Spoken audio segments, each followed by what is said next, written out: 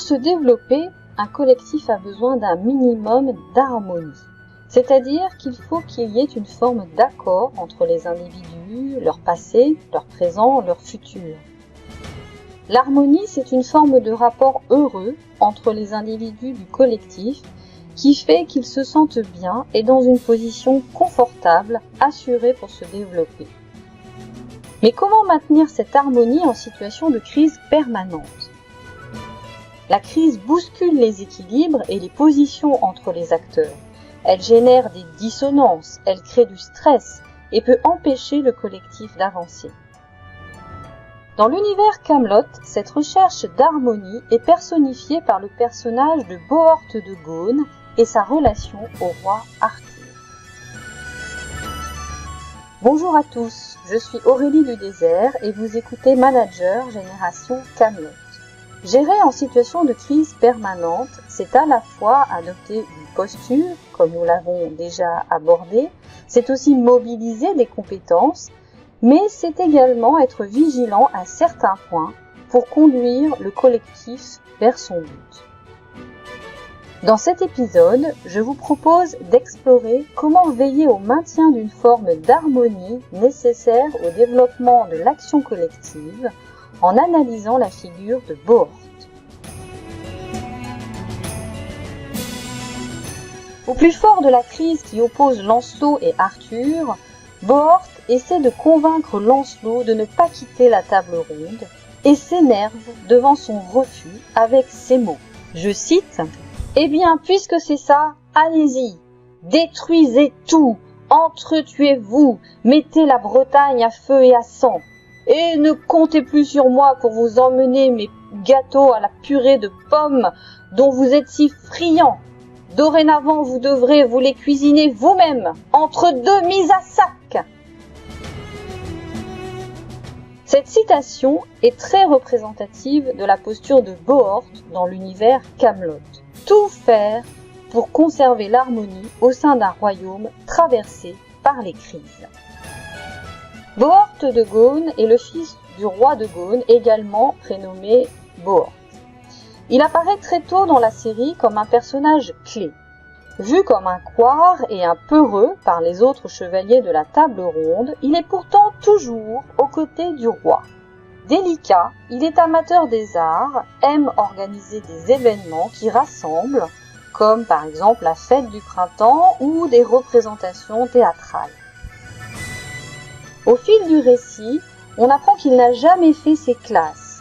Il ne cache pas, d'ailleurs, qu'il n'aime pas la guerre, les faits d'armes non plus. Il veut éviter à tout prix les conflits. Pourtant, il est prêt à affronter Lancelot pour défendre Arthur, et il est également prêt à se ruer sur les ennemis quand il sent que le royaume est en danger et qu'il est soutenu par Arthur. La délicatesse de Bohort fait rire par opposition à la rudesse d'un personnage comme Léodagan par exemple, ou la violence des situations auxquelles est confronté le royaume, avec l'invasion des Huns, des Vikings, etc. Mais Bohort est en réalité essentiel à l'équilibre du collectif que forment les chevaliers de la table ronde, et Arthur le sait bien. Bohort vise de toutes ses forces à maintenir l'harmonie chez les chevaliers, au sein du collectif, alors que les tensions traversent sans cesse la vie du château sous l'assaut des crises internes ou externes.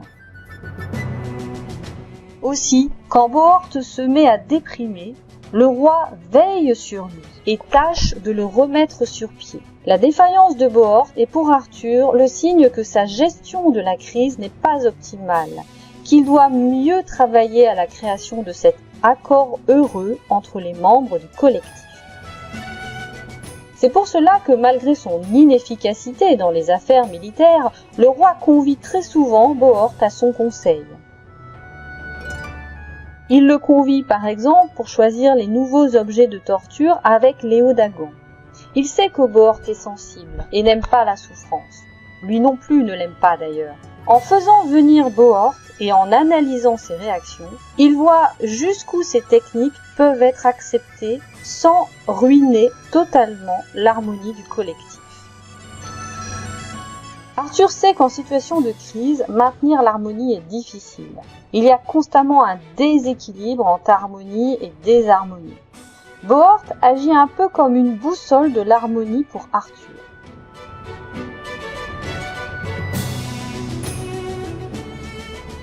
Bien évidemment, on rit de la confrontation de ce personnage pensant au collectif et au bien-être de celui-ci avec les autres chevaliers, eux centrés sur eux-mêmes, ou la confrontation avec les situations de crise. Bohort est aussi mis dans ces scènes pour souligner le comique de sa posture. Effectivement, chercher l'harmonie en situation de crise ne paraît pas primordial et paraît même en total décalage avec l'action que nécessite la crise. Néanmoins, si la recherche de l'harmonie est totalement niée dans ces périodes de crise, le collectif est durablement atteint. Sur le long terme, c'est bien sa survie qui est en jeu.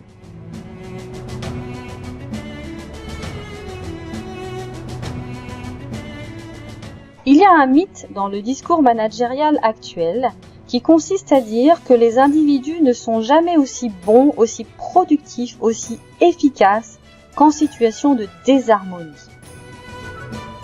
Quand ils sont stressés, déstabilisés par les événements, ils trouveraient en eux des ressources inespérées pour faire face. Alors, une pratique de management consiste à constamment créer ce déséquilibre, cette désharmonie.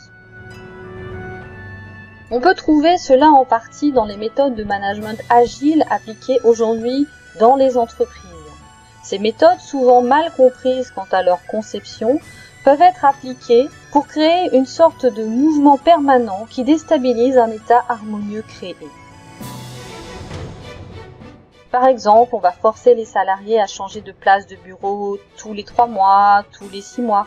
On casse les équipes pour qu'elles puissent justement se renouveler. Cela peut générer de la créativité, mais cela génère aussi beaucoup de stress chez les salariés, car tout changement est un nouvel apprentissage des routines de travail.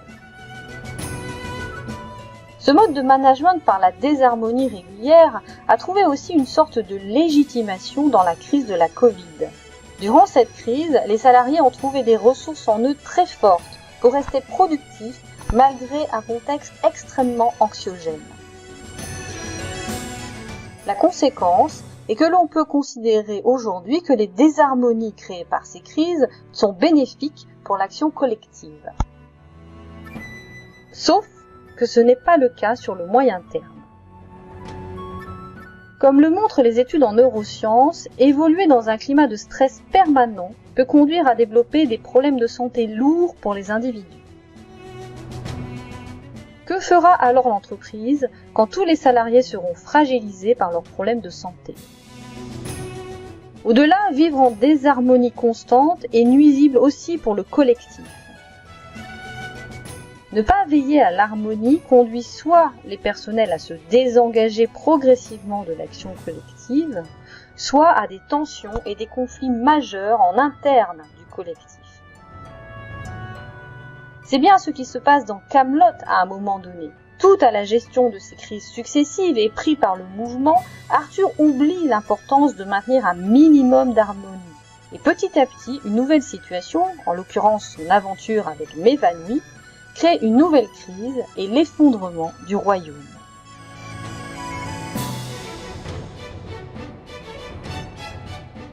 À la décharge d'Arthur, il n'est pas simple de maintenir l'harmonie en situation de crise. Comment procéder? La pratique de Bohort peut être une source d'inspiration. D'abord, il maintient coûte que coûte les fêtes annuelles comme des traditions. Ces moments ont pour vertu de rassembler les gens et surtout de créer de la stabilité. On sait que chaque année, il y aura ce moment.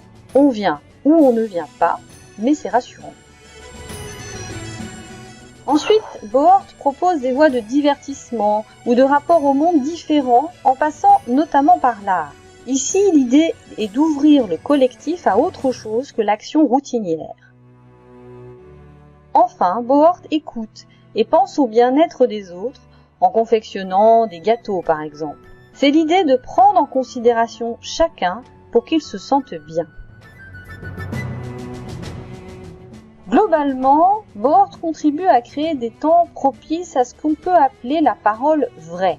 La parole vraie, c'est une parole qui, volontairement ou non, sort des postures prises par les acteurs de l'entreprise. Cette parole permet d'exprimer les tensions au travers de controverses qui, petit à petit, régulent les tensions. Avec ma collègue Marine Portal, nous avons coordonné il y a quelques années un ouvrage sur l'importance de la controverse en organisation. En relisant cet ouvrage, je me rends compte à quel point cette libération de la parole est plus que nécessaire pour manager en situation de crise. Alors, l'organisation d'événements comme ceux que propose Bohort ou tout simplement prendre en considération les autres comme il le fait, ne marche pas forcément à tous les coups, et on le voit bien dans la série. Mais cela a deux mérites. D'abord, cela ouvre des portes pour que les individus se sentent autorisés à exprimer leurs perceptions et leurs émotions. Ensuite, cela montre aux individus qui constituent le collectif qu'ils ne sont pas que des automates devant exécuter une tâche ou que des acteurs pris dans des jeux politiques ou interpersonnels. Cela montre qu'il y a dans l'action collective quelque chose qui lie les uns et les autres et qui va au-delà de la seule vie au travail. Bien sûr, là aussi tout est une question de dosage.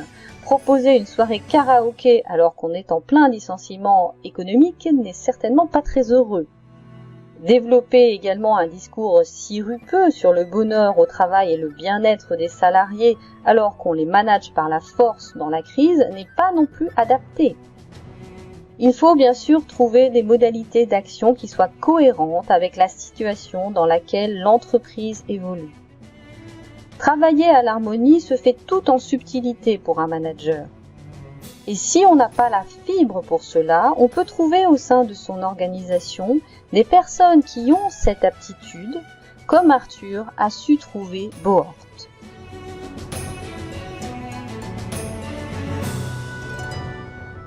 En conclusion, veiller à l'harmonie en situation de crise est important pour la survie du collectif sur le long terme. C'est un point de vigilance à avoir, même si au quotidien de la crise, on se dit toujours qu'il y a autre chose à faire. C'est un investissement pour le long terme.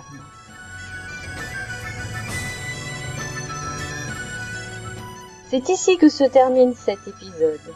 Je vous remercie pour votre écoute et je vous donne rendez-vous pour le prochain épisode intitulé Gauvin, Yvain, Mégane, Mémeb, manager les générations.